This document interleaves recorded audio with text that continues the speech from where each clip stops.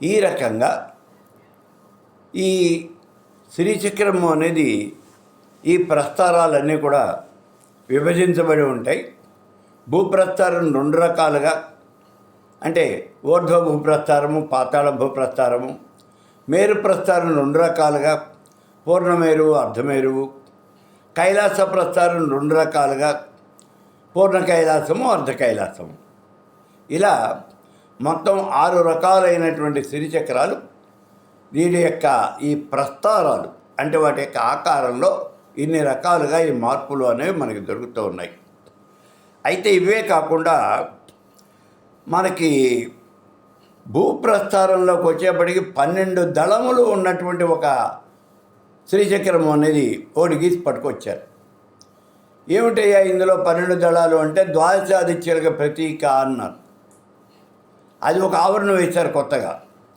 అలాగే ఇంకో చోట 32 దళాలు వేసి పట్టుకొచ్చారు. ఇవేమిటయ్యా 32 దళాలు అన్నాం. ఈ 32 దళాలు ఏమిటి అంటే ఇవన్నీ కూడా భూపురానికి తర్వాత ఉంటాయండి. షోడశి మహామంత్రంలో ఉన్నటువంటి 16 అక్షరాలు, ఈ 16 అక్షరాల్లోనూ శివశక్తుల యొక్క స్వరూపాలు ఇవి. అవే 2 16లు 32 అవుతాయి. ఇవి ఇలా ఉంటాయి అన్నారు.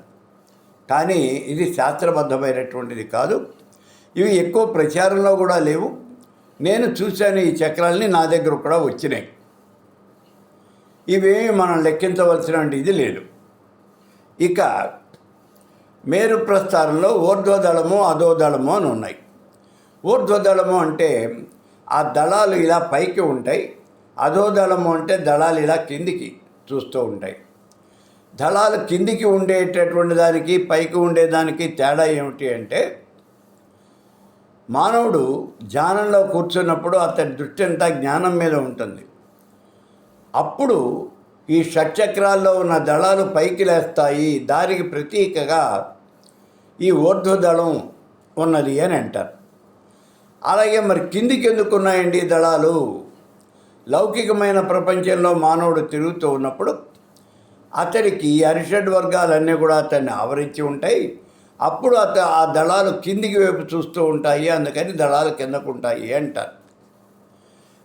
ఈ దళాలు కిందికి ఉండేది కంచివారి సంప్రదాయము అని అంటారు.